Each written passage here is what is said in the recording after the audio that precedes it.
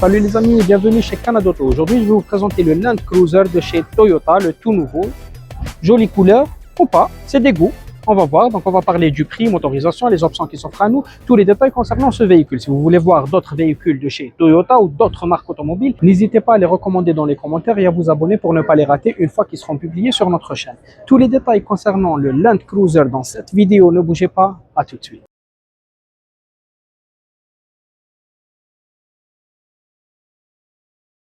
On commence par cette jolie face avant, rien à voir avec les autres Toyota, donc la signature lumineuse aussi.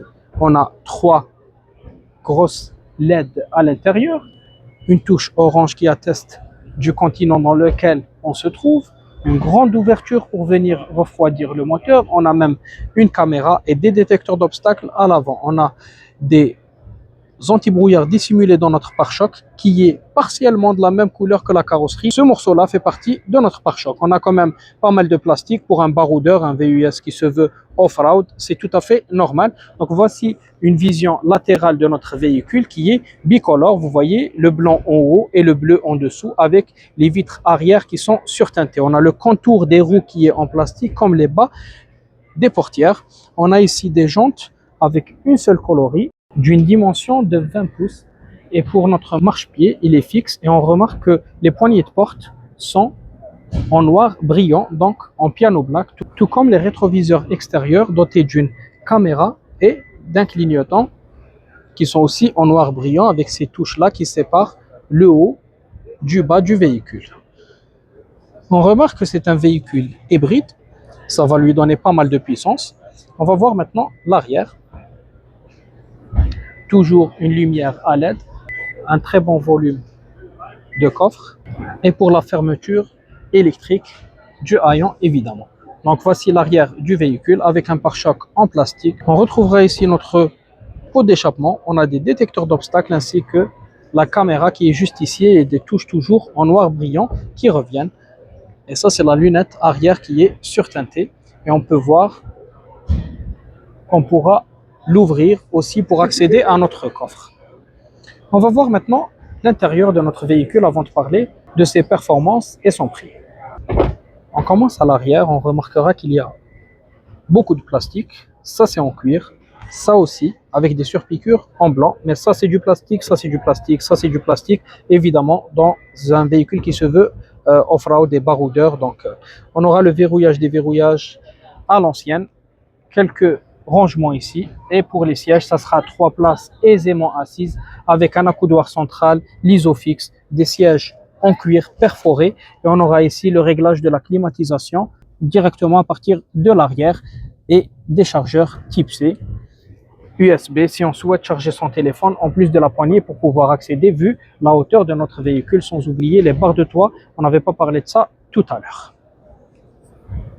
Pour l'avant, et là, on aura les 4 vitres électriques, réglage des rétroviseurs électriques. Évidemment, on a le détecteur d'angle mort, que voici. La poignée en chrome, les sièges mémoire, donc ils doivent être électriques avec le soutien lombaire, le même cuir qu'on avait vu à l'arrière. Et si on accède au véhicule, on verra qu'on a cette sorte de diffuseur d'air qui ressemble un peu à ceux de Mercedes. On aura le cockpit virtuel, un écran central dans lequel on pourra voir nos caméras, notre navigation, etc. Le volume un peu atypique de la radio, on n'a pas l'habitude de le voir ici. On pourra démarrer le véhicule sans l'utilisation de clés keyless, comme l'accès au véhicule aussi. On a ici pas mal d'options comme vous pouvez le voir, que ce soit pour la lumière, pour le haillon, ouvrir la trappe à essence, etc. On aura ici tout ce qui est réglage de la climatisation, siège chauffant, ventilé. Donc, ici, hein, j'ai fait ça sera pour dégivrer les vitres avant ou arrière. On aura même le volant chauffant, ils auraient dû le mettre par ici je pense, parce que le volant il est là. On a un volant multifonction, comme vous pouvez le voir, il y a plusieurs fonctionnalités dessus pour ne pas quitter sa trajectoire, régulateur ou limitateur de vitesse adaptatif, on pourra augmenter, diminuer notre volume, répondre au téléphone parce qu'il est doté du Bluetooth. On aura un volant gainé de cuir avec des surpiqûres en noir et quelques touches en noir brillant. On a ici tous les modes de conduite selon ce qu'on souhaiterait faire et la conduite qu'on souhaiterait avoir. Vous voyez les sélecteurs, ici notre pommeau de vitesse. On aura le frein à main électrique et l'auto-hold évidemment avec les modes de conduite, sélecteur de mode, chargeur type C USB, les différentes visions de nos caméras, le chargeur sans fil, deux porte-gobelets, un accoudoir central immense avec un rangement en dessous, comme on retrouverait aussi dans notre boîte à gants et dans chacune des portières. On aura quand même une petite touche sympathique ici qui nous laisse un peu, je dirais pas oublier, mais ne pas prêter trop attention à tout ce plastique-là, bien qu'ici on a presque l'impression que c'est du cuir tellement c'est mou. Mais quand tout est noir, ici on aura notre luminosité qui est à LED et digitale. On aura aussi l'ouverture de notre toit ouvrant, mais pas panoramique. Voilà. On aura notre rétroviseur central qui deviendra teinté la nuit pour pas être ébloui d'une manière automatique. Donc on n'aura pas besoin de la petite molette ici. Et là, ça sera notre pare-soleil doté d'un petit miroir et d'une lumière. Et maintenant, il ne reste plus qu'à parler des performances du véhicule ainsi que le prix et ne pas oublier que les rétroviseurs extérieurs sont dégivrables. Pour le moteur, donc c'est un 4 cylindres de 2,4 litres hybride turbo qui développe 326 chevaux. On l'avait déjà vu dans le 4Runner. Donc dans tous les cas, on aura les 5 places et la consommation va tourner autour des 10 litres au 100 pour le mix, parce que ça c'est la ville et ça c'est la route normale. Pour ce qui est du prix, le prix de base il est à 73 000 $. Et pour la finition que je viens de vous montrer, donc le modèle exposé, il est pratiquement à 89 000 $. Dites-moi, est-ce qu'il vaut son prix ou pas?